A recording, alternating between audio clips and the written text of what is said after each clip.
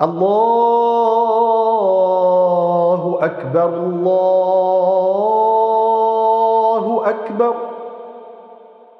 لا إله إلا الله.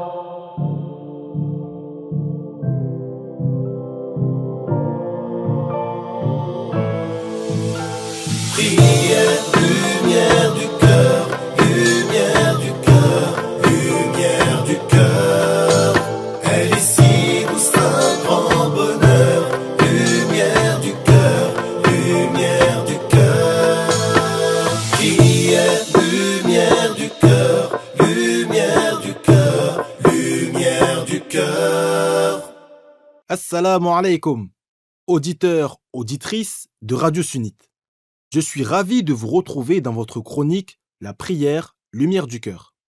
On accueille le Hajj Daoud pour un nouvel entretien et on va entamer ce soir le sujet des piliers de la prière.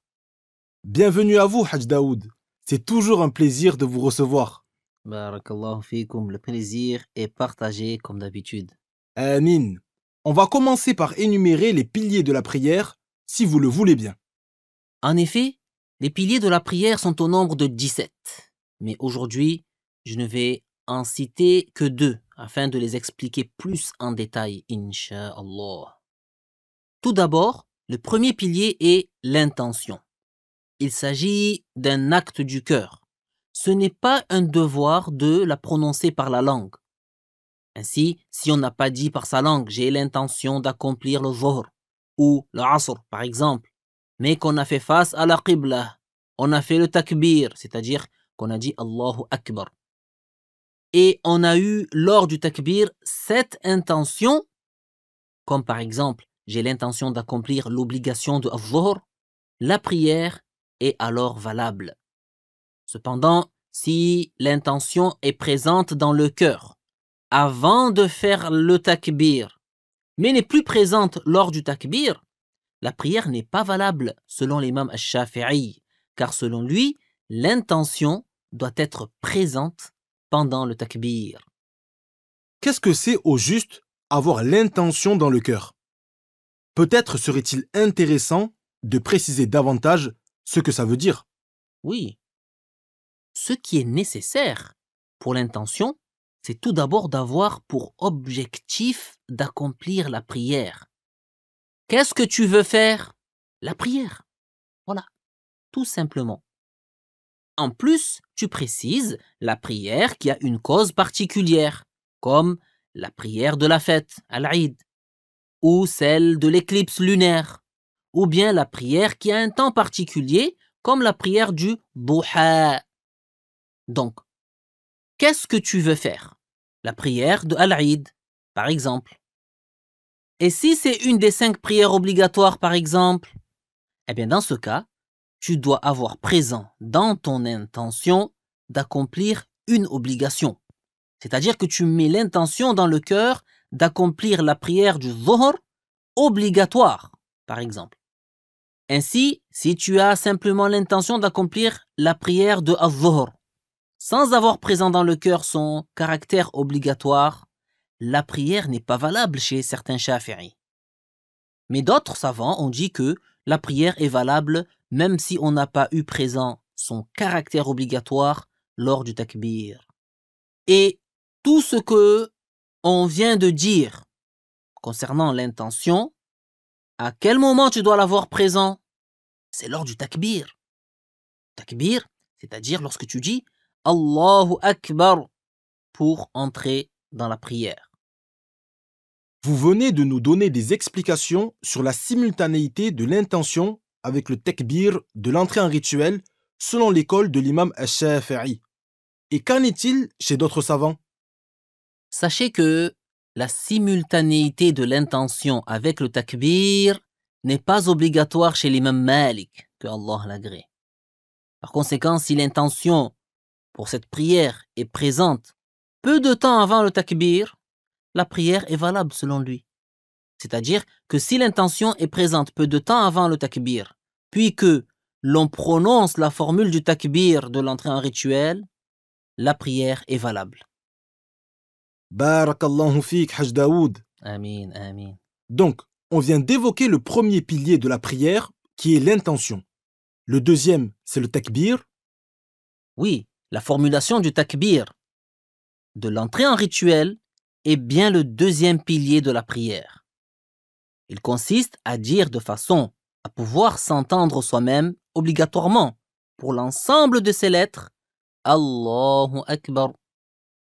De même, pour les autres piliers oraux, il est une condition de les prononcer de manière à pouvoir s'entendre soi-même. Et j'en profite pour rappeler à nos auditeurs que les piliers oraux sont au nombre de 5, à savoir la formule du takbir de l'entrée en rituel, dire Allahu Akbar lors de l'ouverture de la prière, la récitation de la Fatiha, le dernier tashahhud, as-salatu ala nabi sallallahu alayhi wa sallam lors de la dernière position assise, et enfin le salam qui est le dernier pilier de la prière et qui consiste à dire assalamu alaykum. Pour récapituler, quel que soit le pilier oral, que ce soit le takbir ou autre, il est une condition pour leur validité que celui qui prie s'entende quand il le dit. Tout à fait. Et j'aimerais apporter quelques précisions sur la formulation du takbir qu'il convient de connaître. Tout d'abord, il est une condition de ne pas prolonger la syllabe ba du mot akbar, de manière à ce que le terme devienne akbar. Cela annule la prière. C'est-à-dire que la prière n'est pas engagée par ce mot-là. Ceci est par ailleurs interdit, car akbar, dans la langue arabe, est le pluriel du mot kabar, qui signifie grand tambour. Alors que l'on y prenne garde lors de l'appel à la prière également. Ensuite, il est également une condition de ne pas prolonger la première lettre A du mot Allah. Par conséquent, si quelqu'un dit Allahu Akbar, sa prière n'est pas engagée et c'est interdit, car cela signifie l'interrogation. C'est comme s'il avait dit est-ce que Allah est plus puissant que tout autre ou pas? Ou est-ce que Allah c'est plus que tout autre? Je signale au passage que Allahu Akbar ne signifie pas Allah est grand par la taille, mais cela signifie que Allah est plus puissant que tout autre, et c'est plus que tout autre. Enfin, il est une condition aussi de ne pas ajouter de wa avant le mot Allah, de sorte que si l'on dit Wallahu Akbar, la prière n'est pas valable. De même, si on ajoute un wa entre le mot Allah et le mot Akbar, en disant Allahu wa Akbar, la prière n'est pas valable non plus. Ou encore si on change le A de Akbar par un wa, la prière n'est pas valable, comme en disant Allahu Akbar. Donc, les deux premiers piliers sont donc l'intention pendant la formulation du takbir de l'entrée en rituel et le takbir de l'entrée en rituel. Poursuivons donc. Quel est le troisième pilier de la prière? La position debout dans les prières obligatoires, pour celui qui le peut, est le troisième pilier de la prière. C'est-à-dire que le fait de prier debout dans la prière obligatoire fait partie des piliers de la prière. Même si c'est une prière que l'on fait à la suite d'un vœu, un nadhr, ou si c'est une prière funéraire. Il est donc une condition pour sa validité, aussi bien pour le jeune enfant que pour l'adulte, de la faire debout.